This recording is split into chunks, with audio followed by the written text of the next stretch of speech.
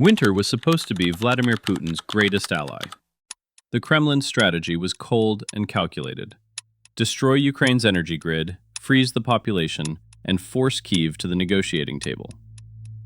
Throughout January, the skies over Ukraine have been filled with the roar of ballistics, cruise missiles, and drones. On January 20th and 24th, the attacks reached a fever pitch. Moscow was sending a message written in fire. They targeted power plants, leaving hundreds of thousands of civilians in the cold. Putin's spokesman, Dmitry Peskov, even bragged that Ukraine's window for decision-making was narrowing. But the Kremlin made a fatal miscalculation. They assumed Ukraine would just take the beating. They were wrong. Welcome back to Global Defense Wire. If you thought the war was only happening on Ukrainian soil, think again. Ukraine just flipped the script. Back in September, President Zelensky issued a stark warning. If they threaten a blackout in Ukraine's capital, the Kremlin should know there will be a blackout in Russia's capital. Putin didn't listen, and on the night of January 25th, the bill came due. Ukraine launched what is being called the most massive aerial attack on the Russian region of Belgorod since the start of the war. We aren't talking about a few stray drones. This was a coordinated, high-precision strike.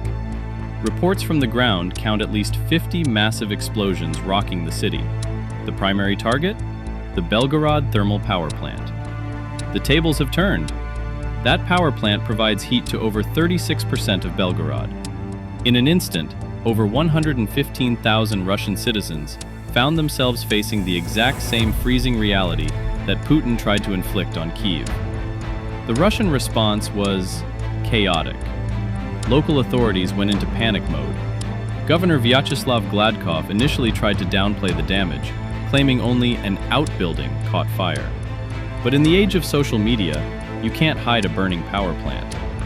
Videos flooded Telegram showing massive flashes lighting up the night sky, car alarms blaring, and smoke rising from the energy facility.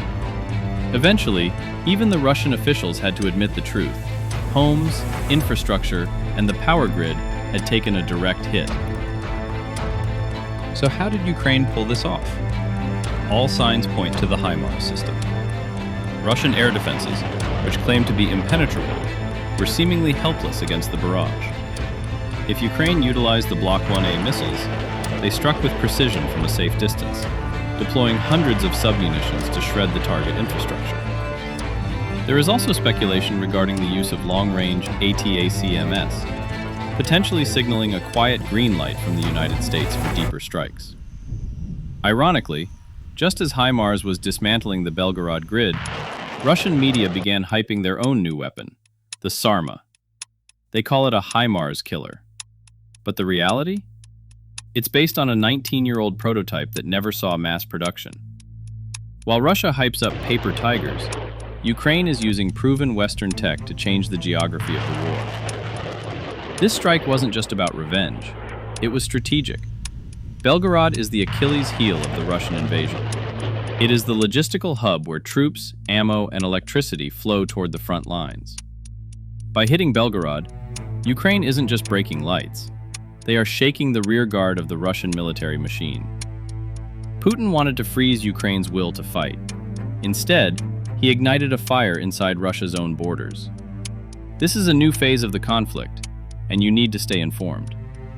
For daily updates on long-range strikes and frontline